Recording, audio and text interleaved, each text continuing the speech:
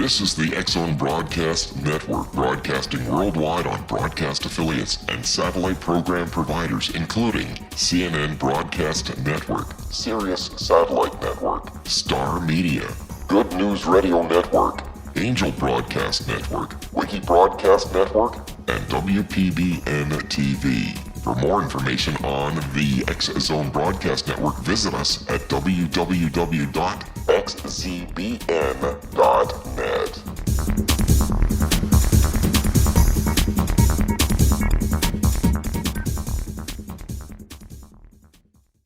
Welcome back, everyone. This is the X-Zone on the Talkstar Radio Network.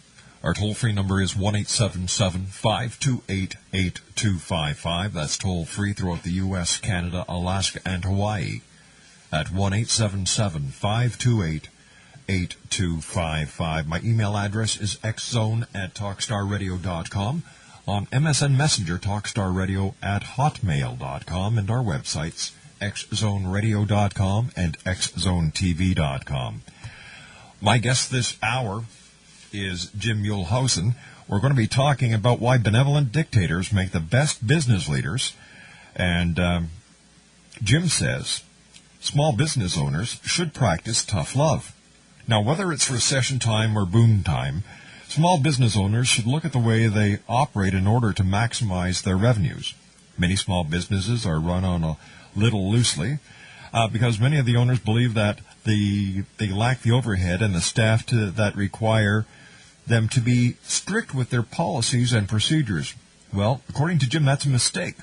He is a CPA and author of the 51 Fatal Business Errors and How to Avoid Them from Emerald Publishing. Every business owner is enrolled in the world's most expensive business school, the School of Hard Knocks, Jim said. Instead of acquiring business knowledge the slow and the expensive way, business owners need to capitalize on the hard-fought lessons of others. That's why benevolent dictators are the best small business leaders, because ruling by committee against that landscape rarely works. And Jim, welcome to the X-Zone. Thank you, Rob.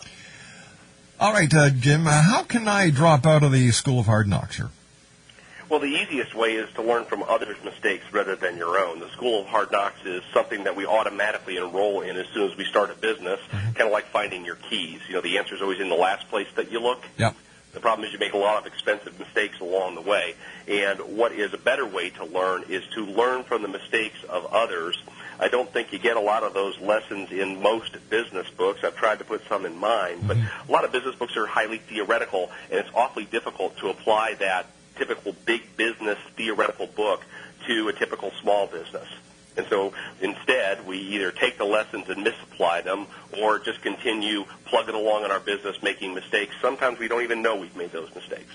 In today's economy, is it smart for somebody to open their own business?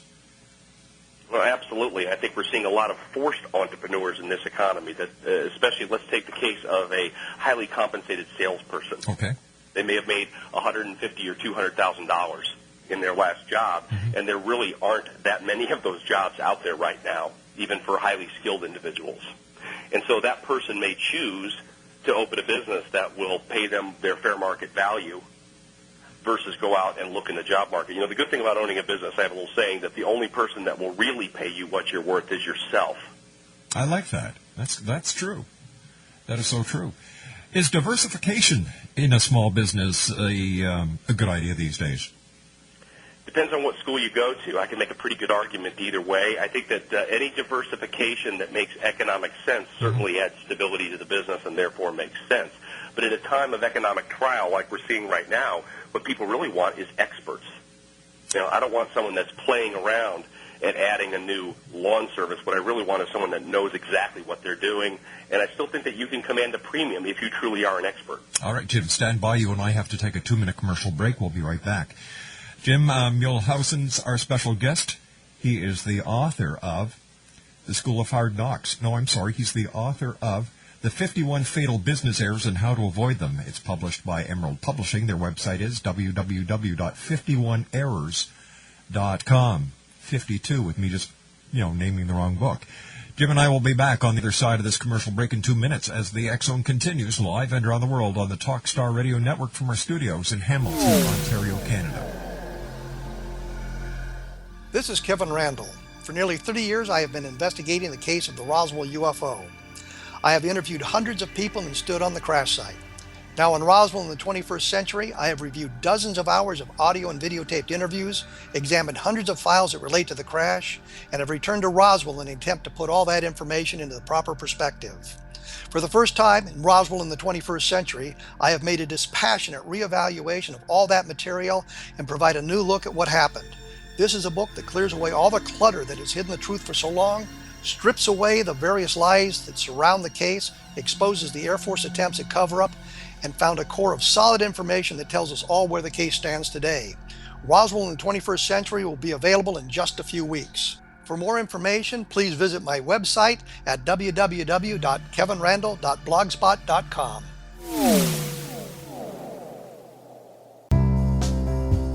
Gibbs A. Williams, Ph.D., is a practicing psychoanalyst, supervisor, researcher, and author in New York City. Much of his life has been dedicated to understanding nature and the uses of meaningful coincidences or synchronicities. His radical and original non-Jungian, non-mystical, non-magical theory of synchronicities illuminates much of the fog surrounding this challenging and perplexing topic. His ideas and manners are fresh, presented in a style that is both entertaining and highly informative. He is also an expert on crisis intervention, specially focused on violence reduction for the police and citizens, mastering anxiety, frustration, and stress without the use of medication, and effectively preventing and treating heroin addiction. Dr. Williams can be contacted at his email address at gwwilliamsny11@aol.com or visit his website at www.drgibbswilliams.com.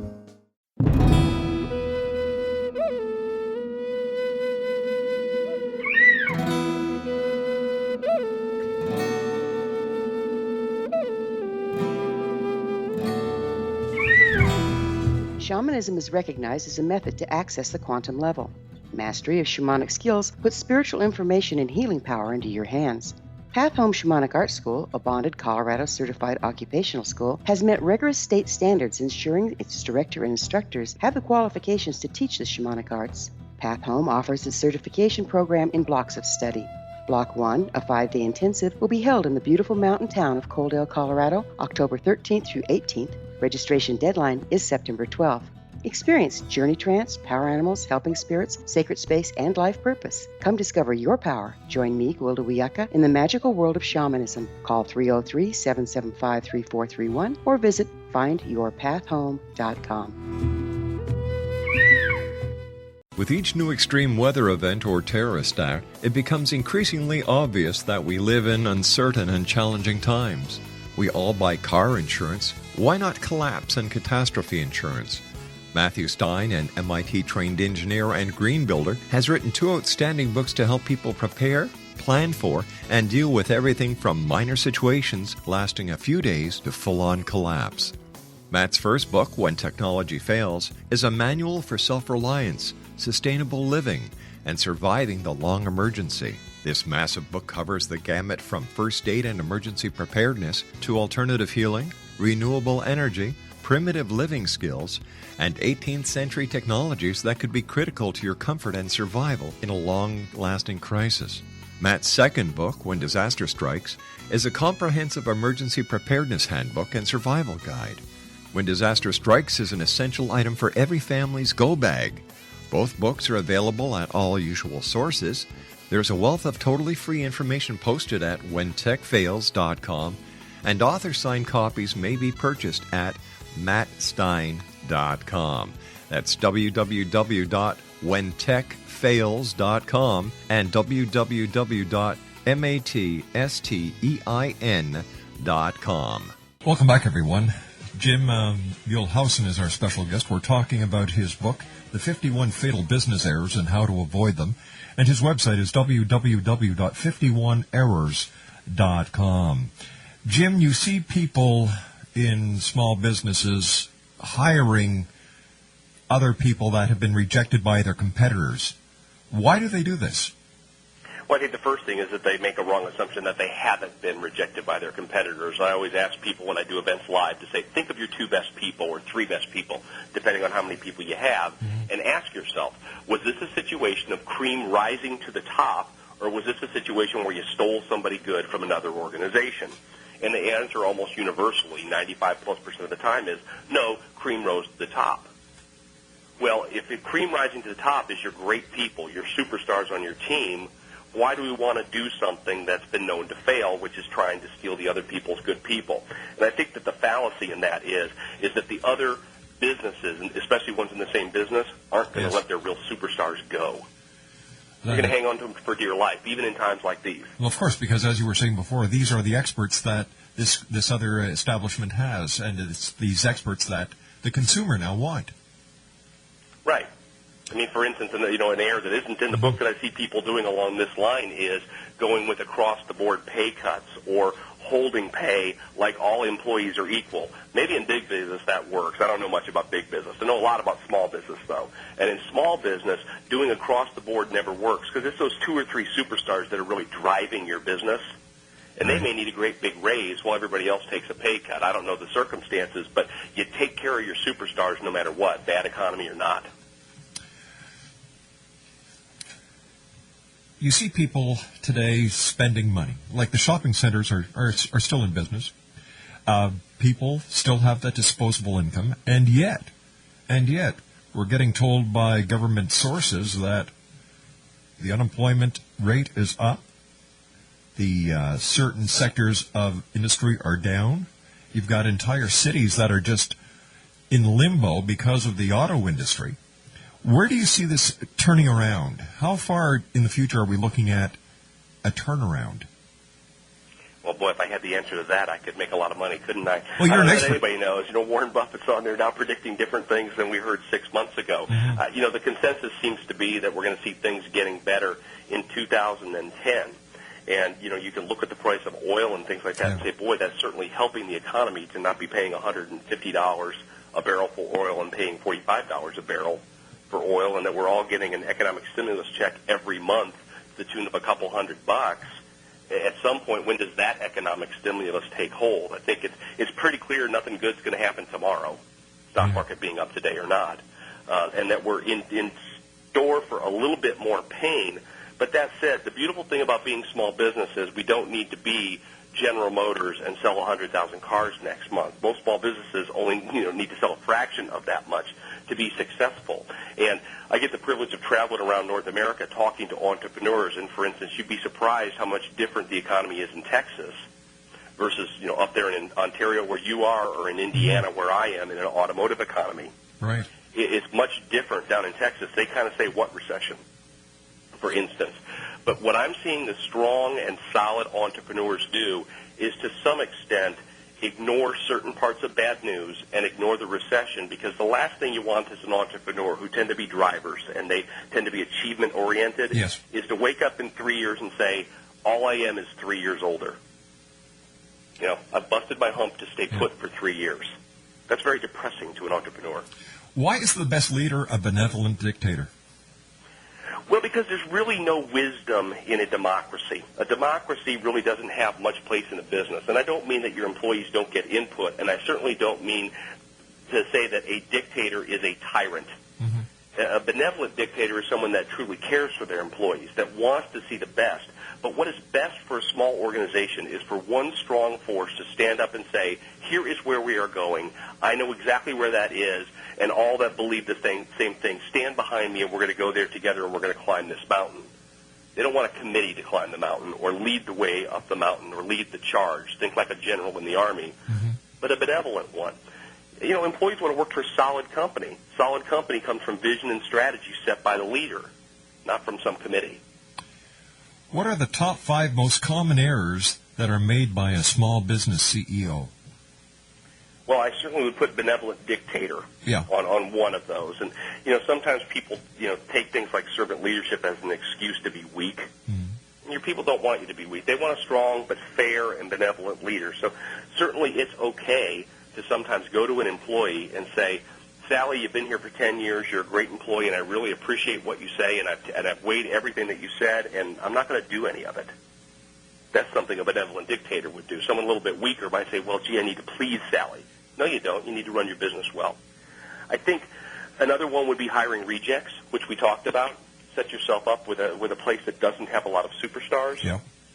I think that small businesses in general could take a page from big businesses' book and invest more in training. I think that most small business owners say, I don't think you get it. I'm wearing 37 hats around here. I've got a lot to do. We don't have time to invest in training. And, of course, that throws you back to being forced to hiring the rejects of your competitors because they're trained. And certainly little things like abdicating versus delegating. These highly independent entrepreneurs, that same independence that makes them a terrific entrepreneur, makes them a lousy delegator. They tend to abdicate, not delegate. Then they run around saying, you know what, my people just can't do it as well as me. Oh. So it's like the teacher who doesn't want to teach the student too much because she's afraid of the student learning more and surpassing the teacher. Well, you would hope it wouldn't be that. Yeah. I'm certainly guilty of that. I think anyone that's been in business for a long time has certainly been guilty of. I certainly have made all 51 of the errors and more. That certainly was the foundation of the book, was the mistakes that I found myself making, looking back in the rearview mirror and then working with the hundreds of clients that I've worked with in thousands of meetings. That's where all these errors came from. It's just seeing common errors that business owners made. And, you asked me for 5, I'll give you the 5th one, which is effectively selling themselves short. I believe that every entrepreneur out there could be doing so much better than they are. And the good news is they get to define better. Does better mean more money? Does better mean more time with my family? Does better mean just enjoying myself more when I walk through the front door? That they're selling themselves short because they get caught in the day-to-day aspects of the business and don't work on that big stuff that really is what's going to make a difference 5 years from now. How can a CEO make the most of the institutional memory of his staff without turning the company into a democracy then? Well, there's a tough question, Rob. You're going to hit me hard now, aren't you? No. Well, and that probably alludes to the benevolent dictator. If you're going, hey, if you're a dictator, wouldn't your people leave and then you lose all that knowledge base that your key employees have? And, I really haven't found that to be the case. I don't find that strong, benevolent leaders lose their people. I find the exact opposite. I find that they have a tremendous amount of loyalty. But remember, trust is not a system. And Sally's been here for 10 years. Sally has a lot of institutional knowledge, and I trust that Sally won't leave. Not a real good plan. There's certainly software that will create online knowledge bases. Creating training programs, again, is institutional knowledge versus knowledge vested in Sally. And at least from my observations, there's not much institutional knowledge of small business anyway, because that's the knowledge that belongs to the company, not the individual. 1-877-528-8255 is toll-free throughout the U.S., Canada, Alaska, and Hawaii. My name is Rob McConnell. This is the X-Zone. Jim Muehlhausen is our special guest. He has had articles featured in numerous publications, including BusinessWeek.com, Entrepreneur Inc., Indianapolis Business Journal, The Small Business Report, Undercar Digest, Digitrends, and NICC Legal Journal. Jim graduated from Valparaiso University with a Bachelor of Science in Accounting, passing the CPA exam while still in college. While subsequently attending the Indiana University School of Law, he became the youngest franchise in Meineke discount muffler history. He was with Meineke from 1987 to 1991. After successfully selling that business, Jim founded an automotive aftermarket manufacturing concern. During his 9-year tenure, the company achieved recognition from Michael Porter of the Harvard Business School and Inc. magazine in the IC 100 fastest growing businesses. How did you accomplish that? A lot of mistakes and hard work and sweat. I had the privilege of growing up in a family business, so our table talk when I was a kid was business. Of course, then I went to law school and met all the kids whose table talk was law, and I had a little bit more of a problem than I had at business school. But, like all business owners, we're achievement-oriented people who apply our hard work. But, the classical definition of an entrepreneur is someone that applies capital with greater efficiency than the person before. And that's really what our jobs are as entrepreneurs, is figuring out how to apply our capital to greater use. Recession or not, there's always opportunities. But what's the greatest capital in any small business? It's the owner's time. That's right. That's right. He can have all the money in the world, but if he doesn't put the time into his business, it's going to fail. Or he puts the time into the wrong thing, which kind of falls under what I was saying before about selling themselves short. That The way that they sell themselves short is I come in today and I play bookkeeper all day, a $20 an hour job, when maybe I could be out calling on my best customer or getting my new best customer that might be $1,000 an hour work. What do you think is the number one business for anyone who's listening tonight around the world to get into as a small business, as an entrepreneur? That is a really good question. I have not been asked. I've done a lot of radio interviews lately, Rob, but I haven't been asked that question. That's a terrific one. I subscribe to the school that you should love what you do. Right. There's a great book written many years ago, Do What You Love and the Money Will Follow. I really do believe that, and it's really sad. I've worked with so many business owners. You see everything. When you see someone that can't stand getting up in the morning, and you wonder why they don't just sell the business or stop doing it or something, because if they're not enjoying themselves, what's the point? Exactly. The greatest thing about small business is you get to make great money and enjoy yourself. Jim, stand by. You and I have to take a commercial break, or else I won't be making any of this great money that we're talking about. Hey, am I supposed to be making great money? I'll have to think about this when during the commercial break. Jim Muehlhausen is our special guest, www.51errors.com, and that's the number 51errors.com. We'll be back. It was a terrifying experience. As the X Zone continues, we're here live and around the world on the Talkstar Radio Network. We loaded up the equipment and hadn't driven very far when we caught glimmers of this glow coming through the trees.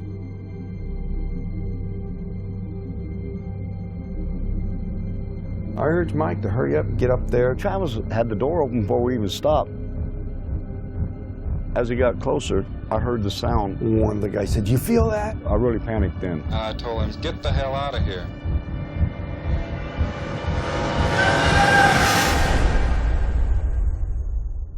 It didn't come directly to me, it came to a deputy sheriff. Three of us volunteered right away to tell him what had happened. Sheriff Gillespie definitely didn't believe it. He says that we better be certain because we get in a lot of trouble. When we went to search the next day, they split us up, and the whole time the deputies asked me, if you just tell us where the body is, we can all go home and get this over with. We're talking about 100 people. Combing through the wooded area, nothing turns up. All week long, I've been hearing they're going to set it up to make you guys look guilty. We're a rough-looking bunch then. Some of us have been in trouble with the law before. And y'all ain't never going to come out of that jailhouse. We couldn't get out. I tried to sneak out the back door the day of the polygraph test. I was scared to death. On top of that, you have media. I literally would be on two telephones at the same time. We've even got some coops in here now that's coming in and out to see the freak show, as they call it. Everyone descends. I just wasn't going to stand there and listen to it anymore. Granny says, "This is Travis. I'm back. I need help." When I did hear that he had been returned, it was almost as unbelievable as the original thing. I just looked at my mom and says, "I told you we didn't kill him." Travis Walton reappeared after several days with a bizarre story about a ride in an unidentified flying object. People were desperate to explain it away. Why are you sticking up with Travis for all this time? You know this really didn't happen. What happened to Travis after we took off in that truck, I can't tell you. I hated Travis for a long time after this. My whole world just tore up. But I believe every word Travis said about it. He's never lied to me about nothing. It's a net negative. We lost our jobs in the immediate aftermath. And now you're not able to talk about it with anyone because you know that they're going to laugh at you, they're going to look at you like you're crazy. But if you don't come out and tell your story, somebody else is going to tell it for you. There's a degree of responsibility. Certainly I have to accept the bad. If I can direct what's happened in a way that I can make something good happen in the world, I'm looking for it. Order your copy of Travis, The True Story of Travis Walton, today at www.traviswaltonthemovie.com. Did you know that when you're on the road with limited data or Wi-Fi, you can still listen to the X Zone radio show with Rob McConnell, The Science of Magic with Gwilda Wiyaka, High Tech with Corey Kay, and every minute of the 24/7, 365 programming of the X Zone Broadcast Network by calling 712-432-9459, courtesy of TalkStream Live. No smartphone, app, or internet needed. It saves your data plan, and it's free if you have unlimited minutes. Call 712-432-9459 to listen on any phone, anytime, anywhere. Remember, 712-432-9459 for the best of paranormal, new age, thought-provoking, sci-fi radio programming 24/7, 365.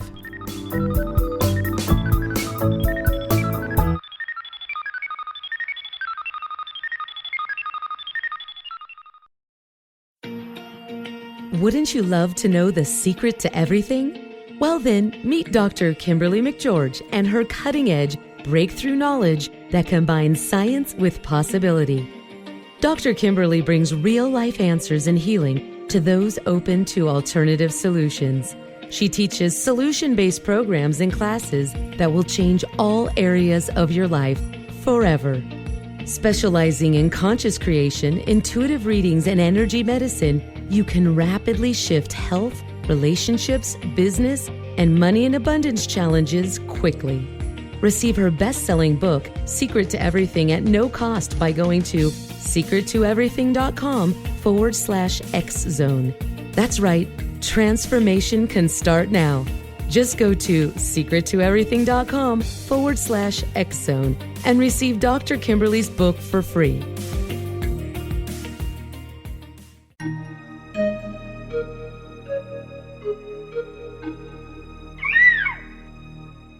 While science pursues fact, magic accesses the quantum level, bridging random facts to form truth. As long as science and magic remain separate and polarized, the truth cannot be known.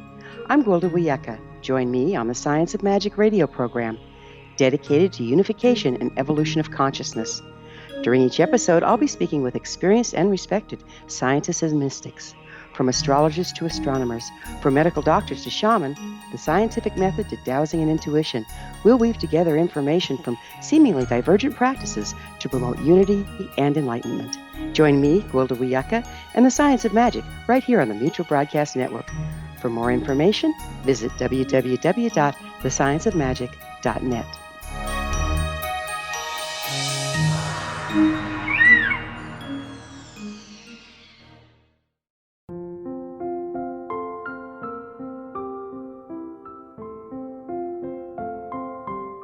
I am Dr. Carl O'Helvey, founder, president of a new cancer foundation focusing on evidence-based physical, mental, and spiritual interventions, including natural cancer cures, prayer, meditation, affirmations, nutrition, and other related holistic cancer prevention and cure modalities. These are used in cancer education, research, and financing care. I ask for your help to continue this important work by donating at www.holisticcancerfoundation.com.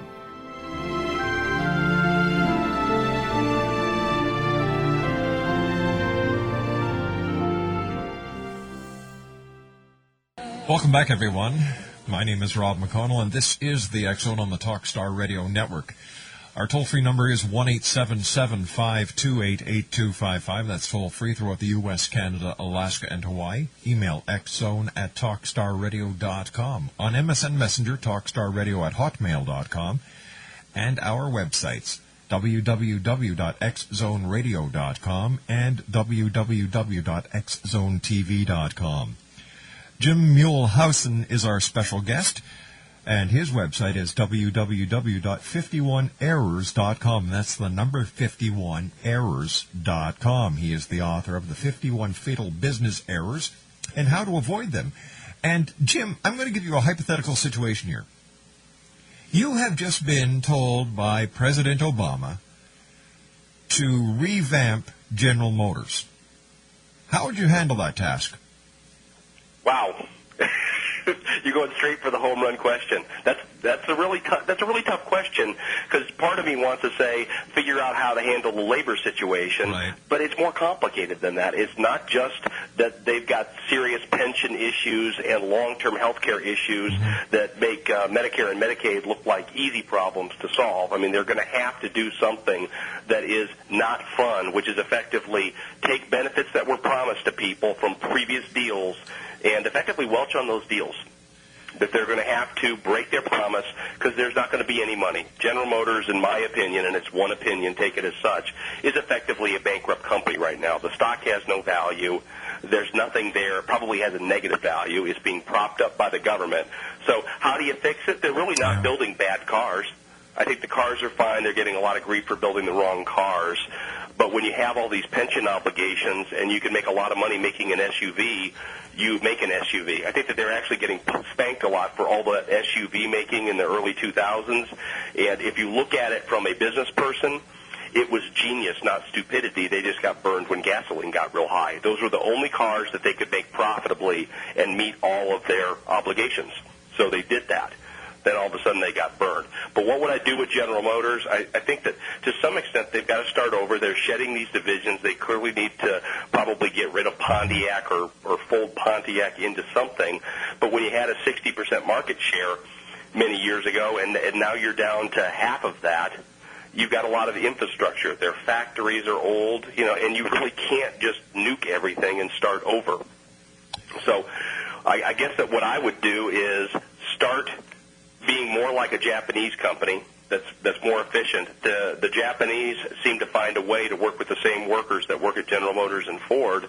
They're going to have to find a way to get better relationship with workers. The workers are going to need to understand that they're part of the solution, and they can't just stand there every Friday with their hand out and say, I'm here to collect my paycheck for making a car. No, they've got to make a car that people want to buy. And I think that in the Midwest, in the center part of the country where automotive is so important, we tend to buy American because we want to buy American. But all you got to do is take a trip out to California, and it's really hard to find an American-made car out there, and they really don't share that same philosophy on the West Coast. They buy what they want, and they don't want American cars. If you have got to fix that somehow. If you've got a small entrepreneur who is just going into business and he sees the mega companies like GM falling, what message does this give to him? It means that if you don't pay attention to the market like General Motors didn't pay attention to the market, you're in trouble. Let's make it even scarier. My next book will be on business models, because I think that I always say there's no secret weapon or magic wand in business, but if there's a closest thing to a secret weapon, it's your business model. Let's pick on Blockbuster. Here was a company that had an 80% market share, that was an 800-pound gorilla and owned that market, and now they're on the verge of going bankrupt and probably will. Yeah. How does that happen? Well, what happens is you don't adjust your business model. You let Netflix come into the market and effectively take all your customers away from you. And here's the bad news. Every business model eventually fails if unadjusted. Kind of stinks when you think about it, doesn't it? Well, you've got to keep up with the times, and business is supply and demand. If you've got a product that's not moving, you've got to dump it. It's just common sense, isn't it? And I think that you have to predict the future. I mean, if you look at Netflix, it was a dog at the beginning. Yep. It did okay. It lost money. People wondered whether it was going to make it. And then eventually it caught on. But they had vision, and that's what entrepreneurs have, is vision, that they can look in their crystal ball and see what 5 years looks like. Mm-hmm. And then they're going to act today to make that come true. And when you're right, it pays off real well. It paid off real well for Bill Gates. Remember, he said, I see a computer on every desktop. Yeah. And that was just insane in 1978.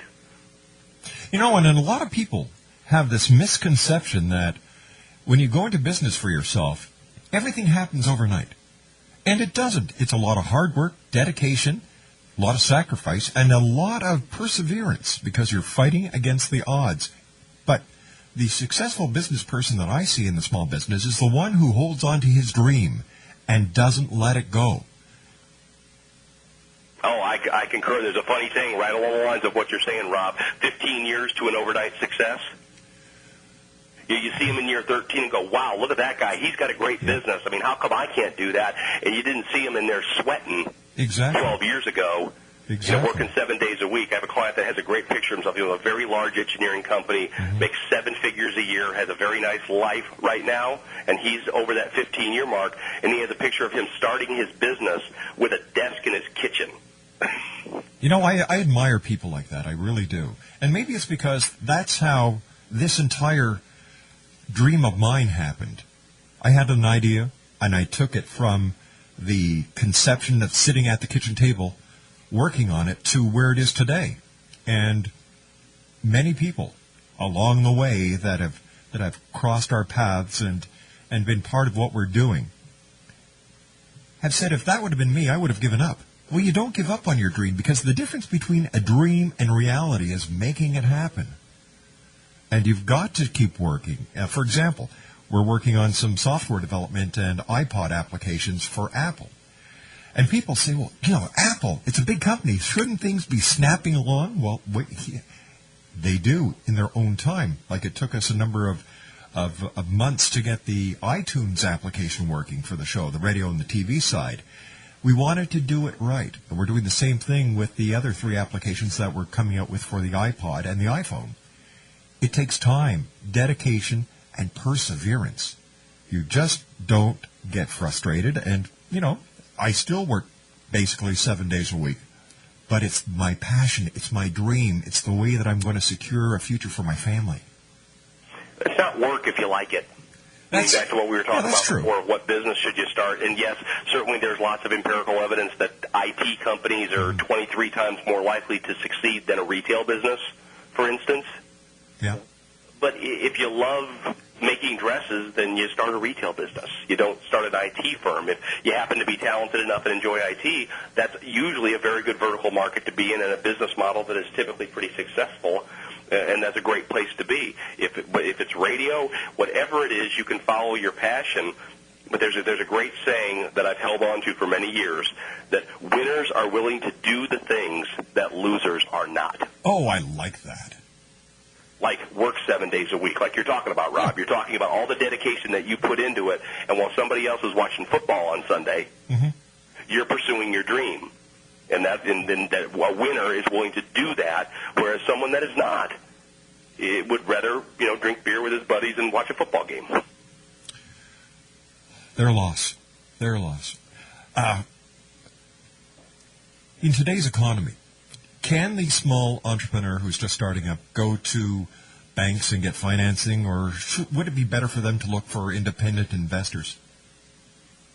Well, you've got to weigh your situation. The banks are not real big on loaning to startups, especially now. They always say that they do not want to be an equity partner in your business. And so if you are starting up, in fairness to the banks, you're asking them to be an equity partner if you cannot show them any track record. I mean, what you have is a concept, not a track record. And I think, honestly, it is a waste of time to pursue a bank for that. You're going to have to do it the friends and family way, or find an investor. There's some neat things online, and I can't cite any URLs, but they're effectively micro loan sites, and you can borrow small amounts of money. Let's call it $50,000 range. Yeah. Where you can find, Jim and Edna in California that are looking to make a little bit more than the 2% you can make on a T-bill. And so you can literally pitch your idea to them. Now, you can also pitch that you want to build a porch on your back house, and they'll lend you the money for that. But they're starting to get small business pitches that are not huge amounts of money. Yes. And literally, that consumers, rather than giving their money to a bank, and then the bank decides who to lend it to, are engaged in consumer-to-consumer transactions, the business being a consumer of money in this case. How about government grants? Are there government grants for the small business person just starting up? There are. They're awfully cumbersome to get, and my experience with that is that most people give up before they ever get the money. Oh, my gosh. I have plenty of women that are qualified to be women-owned businesses that have taken 10 years to get qualified because they're successful without it, to their credit. And then eventually they get around to it, but then they start showing up and measuring the size of your office versus the size of the guy's office that's next door, and making sure that you're really the CEO. And they really do scrutinize that. There's all these rumors that are kind of old wives' tales now that you get your wife to own 51% of the business, and then you get the women-owned business thing going. Let me assure you that does not work. They will find out. You will not even get close to getting away with it. She better really run the business. But yes, there are government grants out there, and certainly if I were in anything that had to do with energy efficiency or alternative energy, I would be looking for some government money, or maybe roads and bridges too. Well, especially with what President Obama is saying that he's going to be doing for the country as far as alternative energy is concerned. And this brings up another point when we're looking at the big auto industries. Why haven't they spent more money and time and research into alternative energy instead of pushing the fossil fuel vehicles? Didn't they see the writing on the wall? You would think. I mean, you want to talk about not predicting the future well? Exactly. You and I are going to go out on a limb here, Rob. Let's see if you'll walk out there with me. Sure. I predict that sometime in the future, with no end date, oil will be $100 a barrel again. I agree with you 100%. For walking a limb. Not very far, right? Not very We're far. pretty close to the trunk with that prediction. Yep. 200 I might start being, but someday oil will be $200 a barrel. You wonder why they don't do things like plug-in hybrids that can get 100 miles to the gallon. Well, for people that most people, at least in America, and certainly in a metro market like Toronto, drive less per day than would come off of the battery.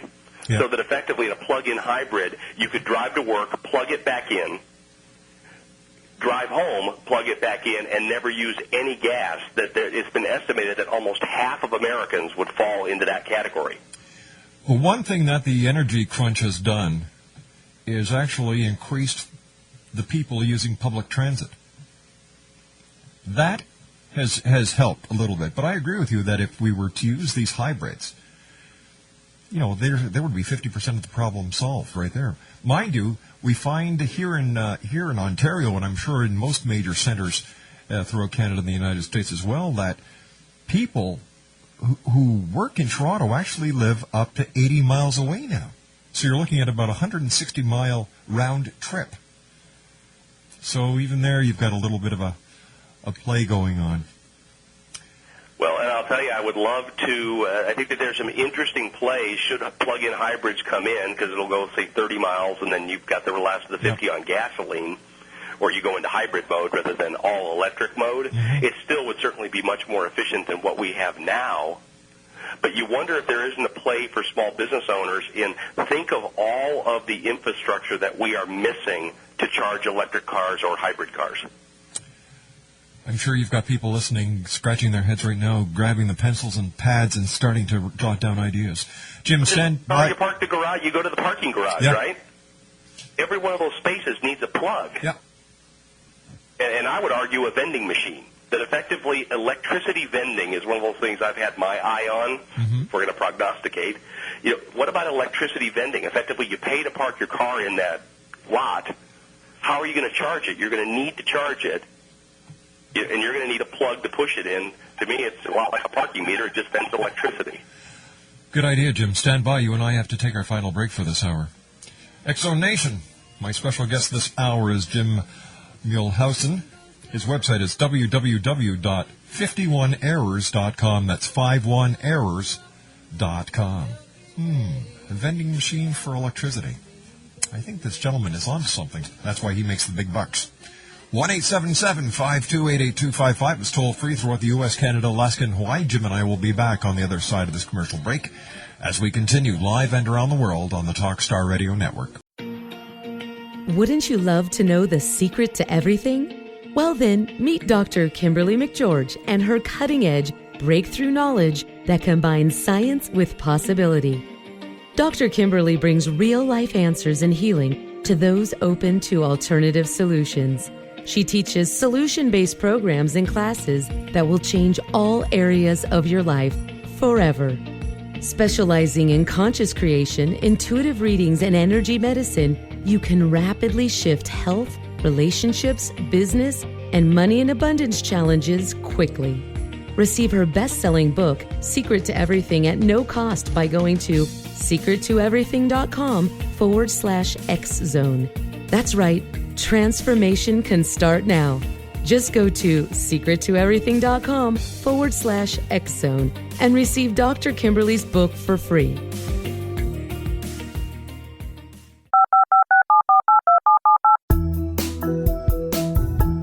Did you know that when you're on the road with limited data or Wi-Fi, you can still listen to the X-Zone radio show with Rob McConnell, The Science of Magic with Gwilda Wiyaka, High Tech with Corey Kay, and every minute of the 24/7, 365 programming of the X-Zone Broadcast Network by calling 712-432-9459, courtesy of TalkStream Live. No smartphone, app, or internet needed. It saves your data plan, and it's free if you have unlimited minutes.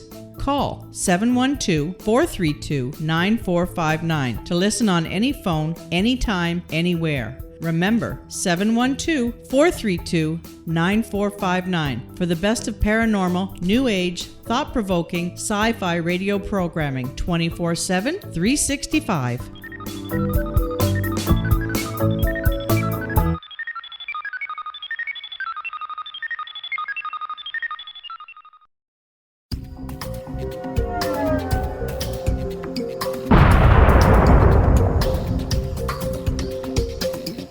Coming soon to the X-Zone Broadcast Network is A Different Perspective with me, Kevin Randall, as your host. We'll be taking a close look at what is happening in the world of UFOs today with side trips into the paranormal. Guests will range from those who are household names to those who have a different perspective on a variety of topics. No topic will be taboo, but there will be tough questions asked as we all search for the truth about UFOs, the paranormal, and those things that excite us. Sometimes we'll agree with a guest and sometimes we won't, but we'll try to keep the program topical. For those of you who like to read, be sure to visit www.kevinrandall.blogspot.com and remember to listen to the other fine programs on the X-Zone Broadcast Network at www.xzbn.net.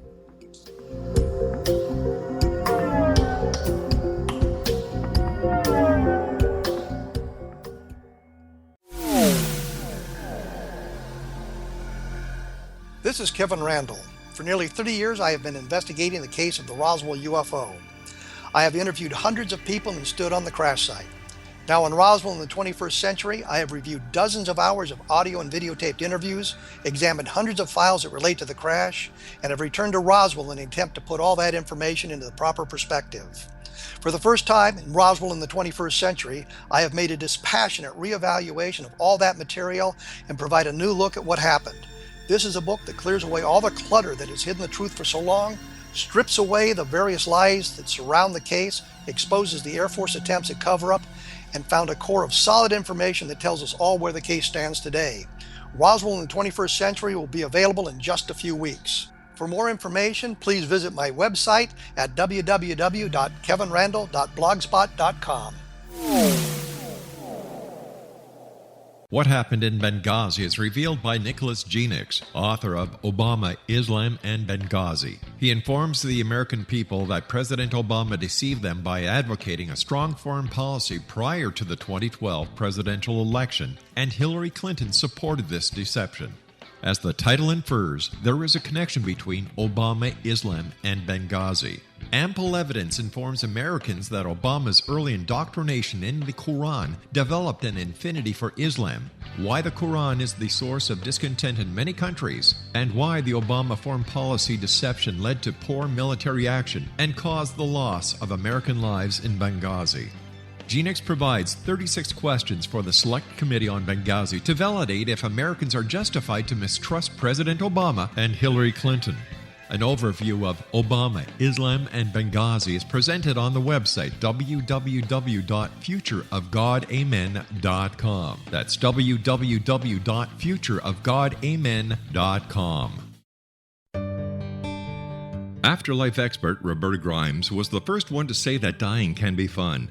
Now her best-selling book, The Fun of Dying, is available in stores worldwide. So if you wonder whether death ends life, how it feels to die, or what heaven might be like, The Fun of Dying was written for you. And if you have always been afraid of death, or if you worry that your life has no meaning, let The Fun of Dying ease your fears and bring new meaning to your life. Nothing said in The Fun of Dying is based on the teachings of any religion. Instead, Roberta draws on evidence to explain how death happens, how it feels, and what comes next. A lot of the best death-related evidence was produced in the first half of the 20th century. When it is put together with recent discoveries, it tells a consistent and amazing story. Roberta Grimes blogs and answers questions at robertagrimes.com. Her wonderful book, The Fun of Dying, is available on Amazon and at stores worldwide wherever books are sold. Jim Muehlhausen is our special guest. He's a CPA and the author of 51 Fatal Business Errors and How to Avoid Them. His book is published by Emerald Publishing, and his website is www.51errors.com. That's 51errors.com. First of all, Jim, thanks very much for joining us tonight. It's been a great pleasure talking to you. And you're saying in your experience that the 15-year mark is when entrepreneurs make it. Well, certainly not in technology. It didn't take Google that long. It didn't take Apple that long. But in a lot of traditional businesses, what happens is to the outside world, it looks like it happened overnight. But what you and I know is that it took closer to 10 or 15 years to really get it to the point where, it looks like you're on that gravy train. Wow, the money's good, and look at your big car, and look at you don't work all that hard. I have a friend that really struggles with not working very hard in his business and making an awful lot of money, and he feels guilty about doing it. And I remind him and say, hey, remember all those years when you worked for way less than you were worth, and you didn't know if you were make it, and you moved here from another city and left your family back home, and all those no one else saw that. That's right. They don't see the sweat equity that goes into the project. All they see is the glitz and glamour after it's been a success. Yeah, and maybe that becomes fatal error number 53. We already said number 52. But expecting your employees to appreciate all that hard work you did before they knew you, never going to happen. Jim, I want to thank you once again for joining us tonight. Continued success, and I'd love to have you back on in the future when we can talk more about how we can help people that who are thinking about starting up a business, and maybe we can give them some hints on a step-by-step basis. Well, that'd be great. I appreciate your time tonight, Rob, and it was a joy to talk to you. Nice talking to you, sir. Take care of yourself. Jim Muehlhausen is our special guest. I probably slaughtered the poor guy's name. www.51errors.com, 51errors.com. When we come back from this commercial break and the news, we'll be joined by Dr. Lynn Kitai. We're going to be talking about the Phoenix Lights. Coming up to I believe it's the 10th anniversary of the Phoenix Lights very shortly. And Dr. Lynn Kitai is one of the, if not the leading researcher and speaker on the Phoenix Lights. Got to be honest with you, I used to think that they were a bunch of bunk. However, with what happened in Stevensville, Texas, and the similarities, I can't just dismiss it anymore. You've got to take a look at the big picture. Mind you, you still have the National Guard saying that they jettison flares. Do I see a resemblance in the two patterns here? Dr. Kitai is up with me next. We're going to be talking about the Phoenix Lights. Once again, if you'd like to find out more about Jim Muehlhausen and his books, www.51errors.com, www.51errors.com. I'll be back on the other side of the news at 6.5 minutes past as the X-Zone continues live and around the world right here on the Talkstar Radio Network from our studios in Hamilton, Ontario, Canada.